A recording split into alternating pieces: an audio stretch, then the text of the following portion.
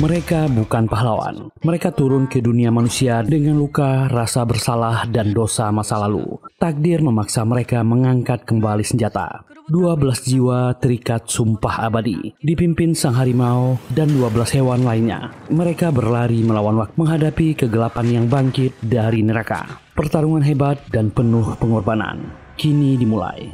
Inilah 12. Tanpa lama-lama, yuk kita gaskan!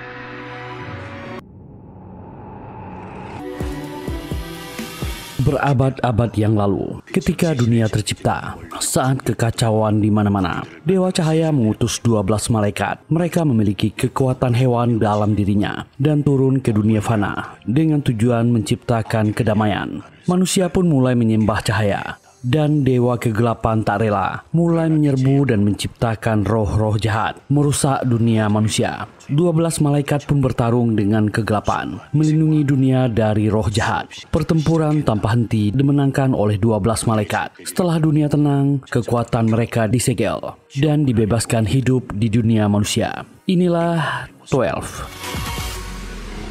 Seorang pria dengan pakaian lorak coreng harimau mengunjungi penjara. Dia akan menemui orang ini. Jo Yang-soo, seorang pimpinan gangster yang sedang dihukum. Babang ini bernama Tae-san, pimpinan perusahaan pinjaman Angel Capital Group. Yang-soo ingat dengan orang ini. Dia memang pernah meminjam uang pada perusahaannya.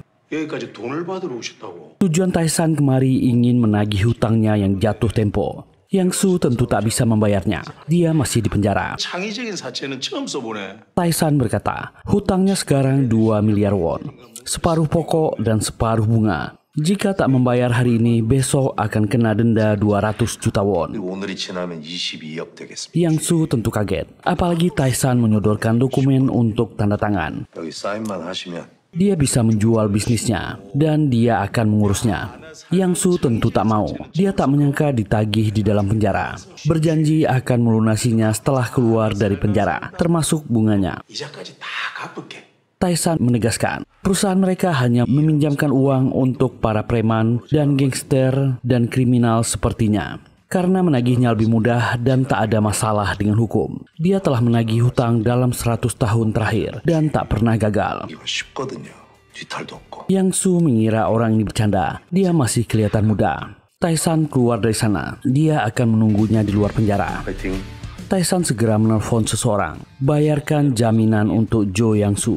Bebaskan dia. Orang ini bernama Juidol, ahli IT di perusahaan Angel. Menjawab akan melakukannya segera. Inilah perusahaan dan gedung Angel Capital Group. Lantai 3 gym.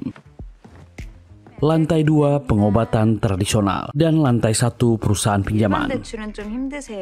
Gadis ini bernama Gangji. Dia menolak pinjaman dari seorang konsumen. Karena dia hanya orang biasa, bukan gangster dan mantan narapidana. Lalu menutup telepon. Sungguh perusahaan yang aneh. Dan 2 orang berlatih di lantai 3. Gadis berlatih pedang ini bernama Malsok dan pria ini bernama Wonsung. Wonsung mendapat pesan, ada tugas baru yang harus dikerjakan. Juidol juga keluar dari ruangannya. Ketua sudah memberi perintah. Mereka akan ke sana karena para gangster ini sedang memegang uang. Segera berangkat dan mereka bergerak. Wonsung melompat dengan cara luar biasa. Saat keluar dari gerbang penjara, Tae-san mendapat telepon. Orang ini adalah detektif di kepolisian bernama Marok. Dia berbahasa basi dengan Tae-san dan memujinya. Mereka saling terkait dengan masa lalu. Marok ingin meminjam uang pada Tae-san. Dia tahu perusahaannya berkembang sekarang. Tae-san awalnya menolak. Buat apa uang banyak untuk detektif? Marok ternyata sedang di toko baju mewah. Sedang memilih barang. Marok merayu Tae-san. Ingatlah masa lalu mereka. Dulu dia sering menyelamatkannya. Tae-san tentu membantah. Di masa lalu dialah yang sering menyelamatkannya. Karena muak, Tae-san pun mengirim uang padanya, menyuruhnya berhemat. Marok sangat senang dan segera menutup telepon. Dia kembali melanjutkan membeli baju. Setelah selesai, detektif Marok segera membayar tagihannya dengan pinjaman dari Taisan. Dia dengan sombong membayar secara tunai. Sementara di klinik tradisional Taisan, orang ini bernama Doni, seorang apoteker. Dia sedang menulis resep obat dan ada pesan dari Wonsung memintanya segera berangkat. Tiba-tiba ada teriakan dari dalam. Seorang dokter memutar leher pasiennya dan jatuh pingsan. Dua pasien yang lain ketakutan dan satunya kabur. Doni tentu memarahi dokter Bangwol. Caranya terlalu ekstrim. Pria satu lagi yang berkursi roda susah untuk kabur. Doni segera menyingkirkan kursi rodanya, memintanya tenang. Cara dokter ini kasar tapi sangat manjur. Tiba-tiba pria yang pingsan tadi bangun. Ajaibnya sakit kepala parahnya sudah hilang. Doni menjelaskan penyakitnya. Pria ini senang, dia sudah sakit bertahun-tahun. Tak ada dokter yang bisa mengobatinya. Dia sangat berterima kasih. Doni menjelaskan pengobatan mereka yang unik, agak kasar tapi manjur, dan memintanya menebus obat. Dan Bang Wol melihat pasien yang satu lagi. Pria ini ketakutan dan meminta tolong. Pasien tadi tak menyangka biaya berobat di sini sangat murah. Hanya 10.000 won. Doni meminta menulis ulasan yang bagus di Google dan menjelaskan bagaimana memakan obatnya. Pria ini berterima kasih dan segera membayar. Pasien yang satu lagi sudah bisa berjalan dan sudah sembuh. Sungguh pengobatan yang ajaib. Marok melanjutkan tujuannya ke sebuah museum. Dia ke sini berniat menemui seseorang. Seorang wanita sedang menjelaskan tentang 12 dewa yang diutus ke dunia mengalahkan roh jahat. Anak-anak menyimak dengan serius. Ternyata Marok ingin menemui wanita ini dan membawakan hadiah untuknya. Gadis ini bernama Mir. Dan dia menolak pemberian Marok. Orang-orang ini adalah para malaikat yang berbaur dengan manusia, berusaha hidup normal. Mir dan Maroklah yang memilih jalan lain dan tak bergabung dengan perusahaan Taisan. Dan sepertinya Mir punya hubungan yang berbeda dengan Taisan. Saat Marok menyinggungnya, wanita ini langsung pergi. Mir masuk ke dalam museum. Beberapa hari ini perasaannya gelisah. Dia melihat sebuah ornamen dengan ukiran unik. Dan di sebuah tempat, ini adalah perusahaan ilegal milik gangster Yang-su. Ternyata orang ini benar-benar sudah dibebaskan. Dia dan anak buahnya merayakan. Bahkan pacarnya pun bahagia. Dan ada telepon. Ternyata itu dari Taisan. Yang-su masih meremehkan dan mengancam Taisan yang ingin menagih hutang. Taisan mengucapkan selamat atas kebebasannya. Barulah orang ini sadar, ternyata Angel Capital Group yang membayar jaminannya. Taisan pun berkata dia akan datang sebentar lagi. Yang-su segera memberitahu anak buahnya. Ada orang gila dari Angel Capital Group akan datang menagih hutang. Beri pelajaran dan habisi dia. Yang-su meminta pacarnya untuk mengajak para gadis ke kafe dan belanja. Pacarnya ingin melihat dia bertarung. Yang-su melarangnya. Anak buahnya bekas atlet MMA dan tinju. Dia tak ingin pacarnya melihat adegan mengerikan. Nanti jiwanya terguncang. Semua gangster ini bersiap dan keluar. Taisan pun mendapat telepon dari anggotanya. Mereka juga sedang menagih di tempat lain. Taisan memacu mobilnya. Anak buah Yang-su sudah di lorong kontainer, berjalan dengan percaya diri. Taisan pun sampai turun dari mobilnya. Dengan santai dia berjalan. Anak buah gangster Yang-su menyambutnya. Dan mari kita dengarkan bagaimana merdunya pukulan babang kita ini.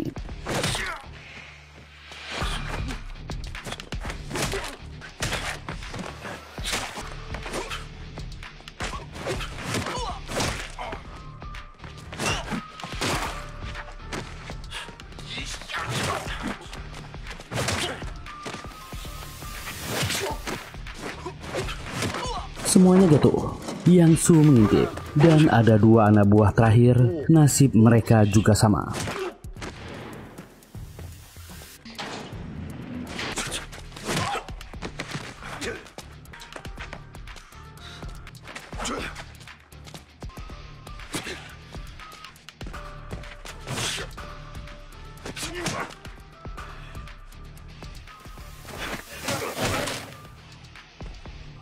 Yang Su ketakutan dan segera mengemas barangnya di brankas. Tapi dia terlambat. Taisan sudah masuk. Yang Su awalnya berniat melawan. Dan yang terjadi, dengan ramah dia mempersilahkan Taisan menguras isi brankasnya. Taisan pun menunjuknya agar Yang Su membantunya menguras isi brankasnya sendiri. Dengan patuh Yang Su mengerjakannya.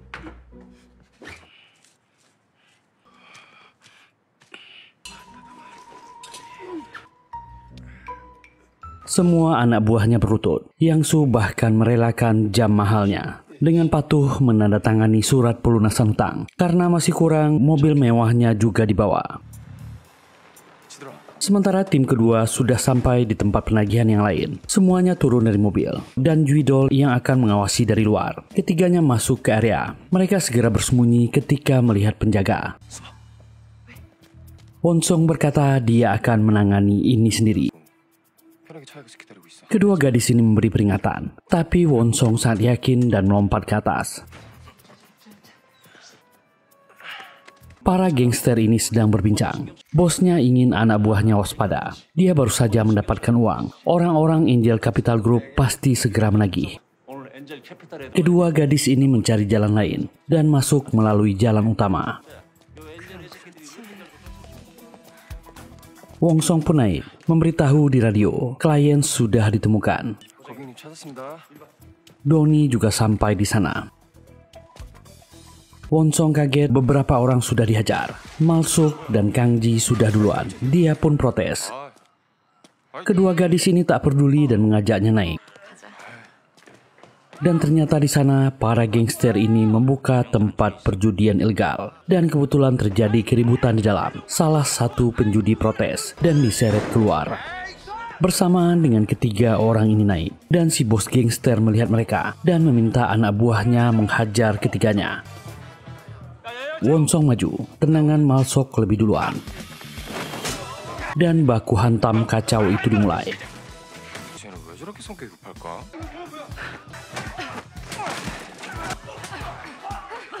Semua tamu melarikan diri.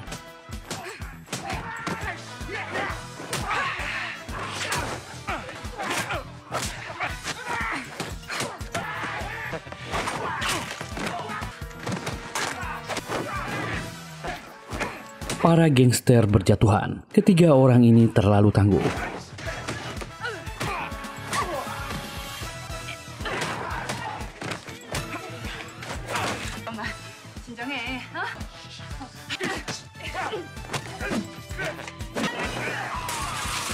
Dan kaca pecah. Si bos gangster segera menyelamatkan uangnya dan kabur. Diam-diam turun ke bawah.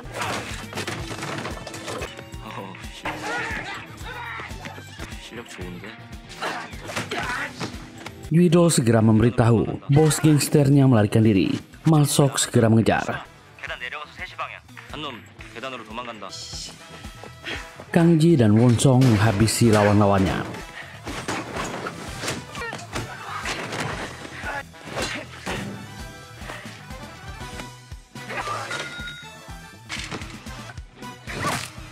Si bos senang mengira dia sudah berhasil kabur dan dia menabrak Doni.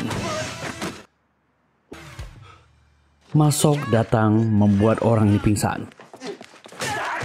Mereka segera mengumpulkan uang. Semua hutang berhasil diamankan dan mereka akan segera pergi dari sana. Taisan menghentikan mobilnya di suatu tempat. Ada kedai pojang maca dari kejauhan. Dia turun. Seorang nenek bernama Gyomson melayani pembeli dan Taisan menyapanya. Ternyata nenek tua ini mengenalnya. Nenek ini kaget dan tertawa dan langsung memeluk Taisan. Dia sudah lama tak mampir ke tempatnya. Ternyata nenek ini sudah dikenalnya sejak dia kecil. Gyomson berterima kasih Pak Taisan sudah mampir. Dan mungkin cuma Gyomson sedikit dari manusia yang tahu identitasnya. Gyomson memintanya semangat. Dia adalah malaikat yang melindungi manusia. Dia masih ingat saat itu ada preman yang menyerang dan merusak toko ibunya.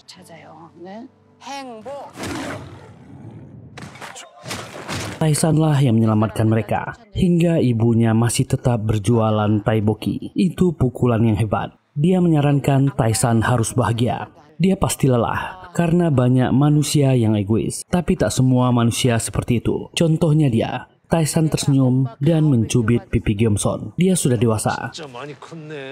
Dan nenek ini akan membungkus makanan enak untuknya. Tae-san berniat memberikan segepo uang untuknya. Nenek Gyeom-son menolaknya. Tiba-tiba seorang kakek memarahi Tae-san. Beraninya dia tak sopan pada orang tua, seolah dia seumuran. Tae-san berkilah dia sudah mengenal Gyeom-son sejak kecil. Kakek ini tak percaya dan makin marah. Tiba-tiba Tae-san mengenali kakek ini. Dia adalah Manbok, bocah tetangga Gyeom-son yang selalu mengompol. Kakek ini marah, tapi dia mengenali wajah ini. Dia adalah Pak Tae-san. Manbok menangis bahagia. Keduanya berpelukan. Manbok heran kenapa dia tak bertambah tua. Manrok sedang makan di kantornya dan melihat berita banyak artefak yang ditemukan dan asal-usulnya sangat misterius. Manrok merasa mengenali batu itu. Dan batu itu diuji di labor ilmuwan sains. Mengejutkan, spektrum grafiknya sangat tak wajar. Di suatu lembah, sekelompok orang berbaju hitam menghadap sebuah tebing batu. Salah satunya menggunakan darahnya dan menempelkannya ke dinding batu. Batu itu menyerap darahnya. Mereka berpandangan dan segera melapor ke seseorang di altar batu. Mereka telah menemukan Ogui. Orang ini bernama Samin, pemimpin kelompok misterius ini. Sementara Tae-san sampai di kantornya, turun dari mobil. Dia masuk ke dalam dan membawa bungkusan, memanggil rekan-rekannya. Tapi tak seorang pun ada di sana. Semuanya pergi. Tae-san membawa tas yang berisi uang dan emas ke sebuah ruangan rahasia. Ini adalah kantornya dan membuka brankas besar. Disinilah gudang harta Angel Capital Group. Sangat banyak uang tunai dan batangan emas. Juga ada artefak berharga. Tae-san terlihat senang, harta mereka bertambah banyak. Tapi dia juga sedih dan gelisah. Samin dan anggotanya sampai di tebing batu. Mereka sudah siap dengan ritual. Banyak burung gaib yang berterbangan dari dalam batu. Samin menggunakan darahnya, menuangkannya ke dalam cawan. Bulan purnama berubah warna. Inilah saatnya. Samin memulainya. Asap misterius bermunculan dari dalam tebing, seakan-akan mau roboh. Samin terlempar. Ritual pertama gagal. Anak buahnya segera menolong. Samin mengulang ritualnya kembali dan mengorbankan tangannya. Asap magis bermunculan.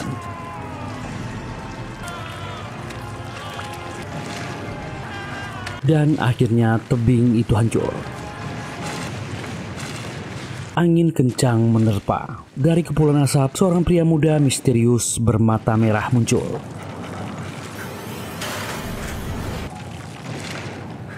Inilah makhluk yang disebut Ogui. Dialah malaikat kegelapan.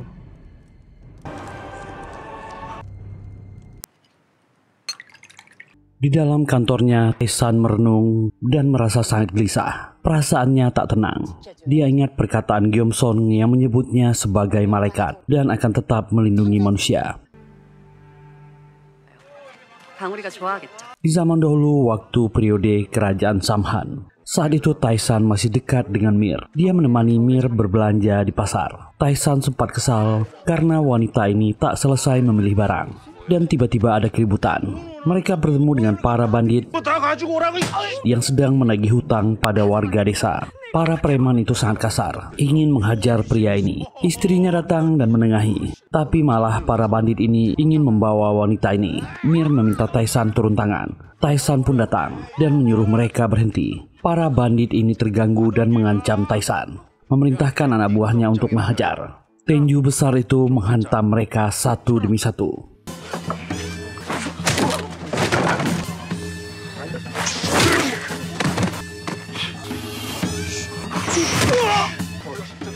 Mereka kalah dengan mudah. Warga yang lain juga berniat membantu.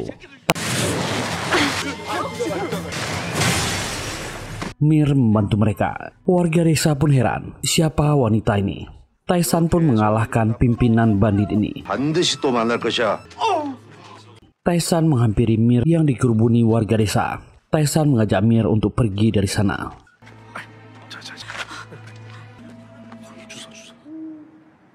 Dan di malam hari di kediaman mereka, para warga yang sudah mereka bantu datang membawakan makanan sebagai ucapan terima kasih. Mir mengintip mereka dari kamarnya. Tae-san awalnya menolak, tapi warga memujuk Tae-san agar menerima makanan itu. Dan malam itu, Tae-san dan rombongannya makan dengan gembira. Dan ternyata makanan itu telah diberi obat bius. Mereka semua pingsan. Untunglah Tae-san cepat tersadar. Saat melihat ke lapangan, dia melihat Mir yang pingsan diikat di sebuah tiang dan akan dibakar. Warga desa menganggap perempuan ini penyihir dan takut terkena kutukan. Tae-san tentu marah, membangunkan yang lain dan langsung menerobos orang-orang itu.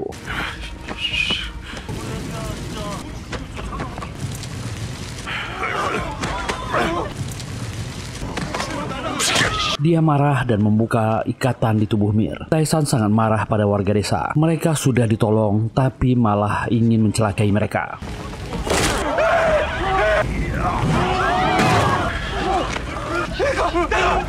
Tae-san sebenarnya tak ingin lagi berurusan dengan manusia. Dia takut sifat asli manusia yang serakah dan tamak. Tae-san tak pernah melupakan kejadian itu.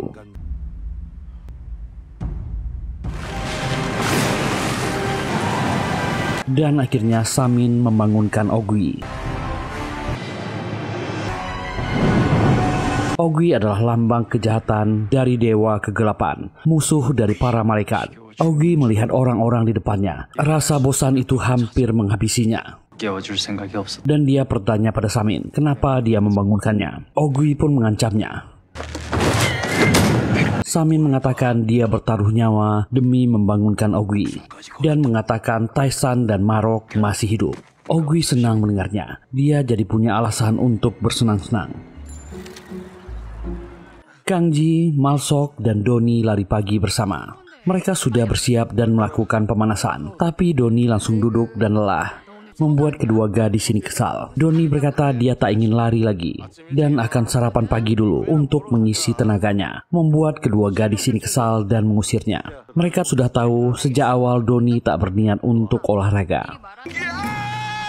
Malsok dan Kangji melanjutkan lari pagi mereka. Malsok pun bertanya tentang kalung yang dia pakai. Itu adalah kalung identitas para malaikat. Kini mereka sudah menjadi manusia dan gerbang neraka disegel sejak lama. Kangji cuma berkata benda ini punya kenangan untuknya. Mereka pun lari dengan semangat. Dan Doni beristirahat di pinggir sungai. Dia melihat ramalan horoskop yang memperingatkannya untuk hati-hati. Musuhnya sudah kembali. Doni tentu tak percaya. Saat makan, dia digonggong oleh seekor anjing. Doni yang bisa mengerti bahasa hewan kesal dengan anjing itu yang mengatainya babi. Doni pun melabraknya. Pemilik anjing tentu heran. Kenapa Doni memarahi peliharaannya? Dia melihat Doni sebagai orang aneh. Dan kebetulan Malsok dan Kangji lewat melihat keributan itu. Malsok pun datang berusaha melerai dan meminta maaf pada wanita ini. Temannya kalau lapar memang suka cari masalah. Pemilik anjing melihat mereka bertiga sebagai orang aneh dan pergi dari sana. Dan malaikat kegelapan Ogui berjalan menyusuri kota. Dia melihat zaman sudah berubah. Banyak sekali hal yang berbeda sekarang. Tiba-tiba kepalanya pusing. Ogui bingung tapi melanjutkan perjalanannya. Tak jauh dari sana, Mir sedang berjalan akan pulang ke museumnya. Dia melihat seseorang di kejauhan. Pria berpakaian hitam. Dia merasa mengenali orang ini. Ogui pun merasakan hal yang sama. Mir tak yakin dengan apa yang dia rasakan dan melanjutkan perjalanannya. Ogui pun duduk di taman, mengingat semua kejadian di masa lalu. Momen-momen saat dia disegel, saat dia diserang oleh Tae-san dan Marok. Dan para malaikat anggota Tae-san makan malam bersama di sebuah restoran. Tae-san dan Mir tak ikut dengan mereka. Mir sedang sibuk dengan pameran di museumnya.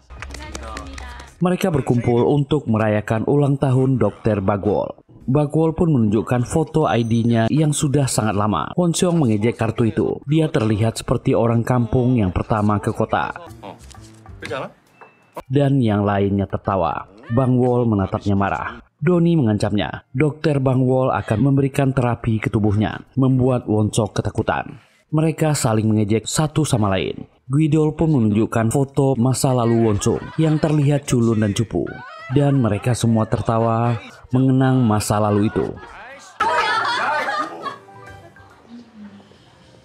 Sementara Mir duduk sendirian di sebuah bar. Sebuah kejadian di masa lalu kembali diingatnya saat Ogui muncul, malaikat kegelapan. Mir hanya mengingat wajahnya samar.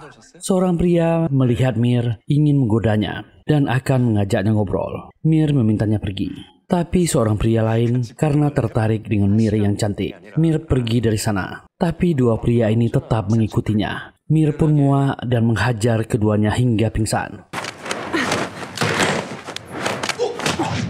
Bertender yang di sana hanya menatapnya diam. Mir pun membayar minumannya dan pergi. Sementara malaikat kegelapan Ogui duduk di atas sebuah menara. Samin juga sudah ada di sana. Dia kagum dengan perkembangan dunia manusia yang berhasil membangun semua gedung tinggi ini. Peradaban mereka semakin maju. Samin memberitahu bosnya, selama ini dia tak berhasil memperdaya manusia. Kekuatannya telah menghilang sejak orang yang bernama Hayate dikalahkan dan gerbang neraka ditutup. Karena itulah dia membutuhkan bantuan Ogui menyerbu dunia manusia dengan roh jahat. Samin yakin Ogui mampu mengalahkan para malaikat yang juga sudah kehilangan kekuatannya. Mereka sudah berbaur menjadi manusia. Samin juga berjanji dia akan berusaha membuat Ogui lebih kuat. Ogui pun penasaran bagaimana caranya. Samin menjawab mereka bisa memanfaatkan 3 batu jiwa yang ditinggalkan Hayate. Setelah batu itu terkumpul, mereka akan bisa memulai ritual. Energinya akan dialirkan dan diberikan pada Ogui. Dan Ogui akan kembali dengan kekuatan penuhnya. Ogui merasa itu bukan ide yang buruk, tapi dia belum bisa percaya kepada Samin. Samin berusaha meyakinkannya, inilah cara mereka bertahan, dan dia akan melakukan apapun untuk membantu Ogui. Ogui mengancamnya, kalau sampai dia mengkhianatinya, Samin dan seluruh anak buahnya akan dia habisi.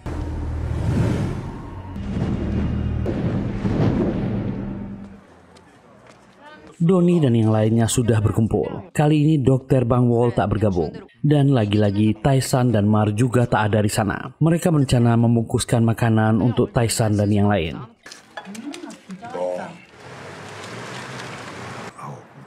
Sementara Taisan masih sibuk menagih hutang pada para preman.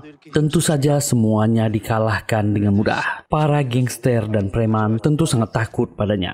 Bahkan saat Taisan pergi, mereka memberi hormat. Taisan pun masuk ke mobilnya dan baru sadar obat dari dokternya habis. Taisan menghubungi dokternya untuk mengatur jadwal berobatnya.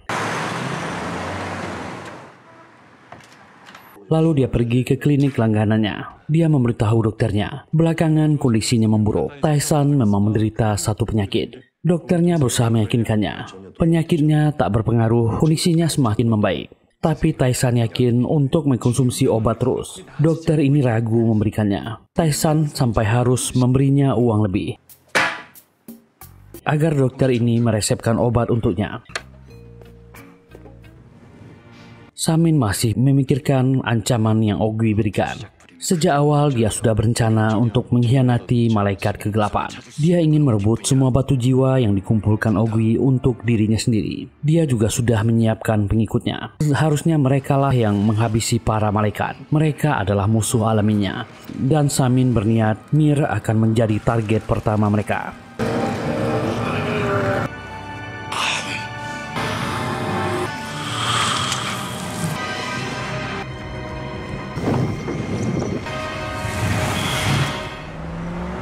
Saat di perjalanan pulang, detektif Marok kaget saat kalung malaikatnya tiba-tiba menyala. Dan ternyata kalung malaikat yang lain juga ikut menyala. Dan ternyata itu adalah alarm roh jahat mulai masuk ke dunia manusia. Juidol pun menghubungi Marok untuk mengecek keberadaan roh jahat itu. Mereka akan segera berkumpul. Ini akan menjadi masalah yang pelik. Kekuatan mereka sudah disegel. Gangji dan yang lainnya memutuskan untuk segera menyusul Marok. Sementara Samin terus melakukan ritualnya. Dan dia menggunakan darahnya untuk ritual ini agar roh jahat mulai bermunculan. Mir bekerja seperti biasa. Dia belum sadar roh jahat mulai masuk ke dunia manusia. Saat dia turun ke basement, dia mengecek kalung malaikatnya. Kalung itu bercahaya. dan roh-roh jahat sudah berkumpul di belakangnya. Dan Mir terpaksa bertarung melawan mereka.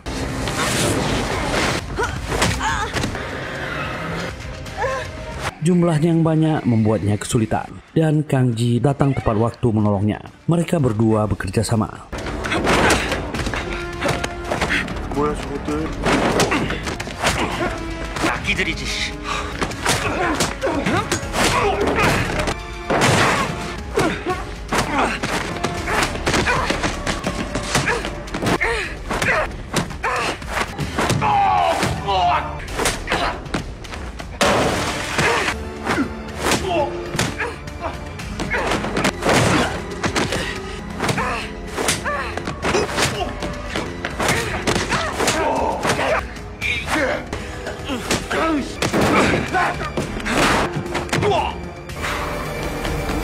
Dari jauh Samin memantau para pengikutnya melalui cawan ritualnya. Samin melihat pertarungan itu. Dan Taisan sampai di kantor. Kembali dia melihat kantornya kosong. Tak seperti biasanya. Taisan mengecek ponselnya. Ternyata Wonsong menelponnya beberapa kali. Taisan mulai curiga ada yang aneh. Dia mencari di mana kalung malaikatnya. Kalungnya menyala, berarti ada roh jahat yang mulai masuk ke dunia manusia.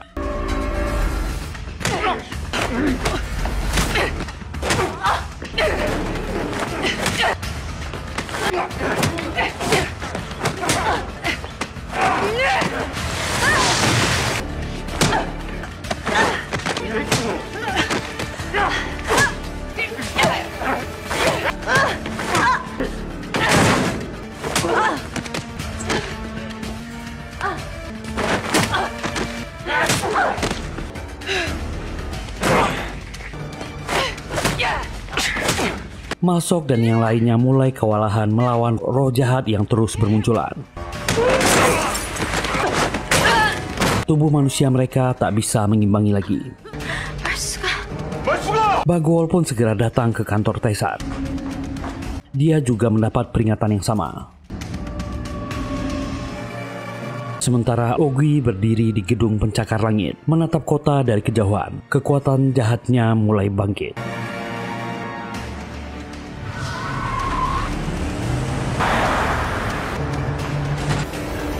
Marok akhirnya sampai di lokasi. Semua rekan-rekannya sudah tak bisa melawan lagi. Dan 12 part 1 selesai.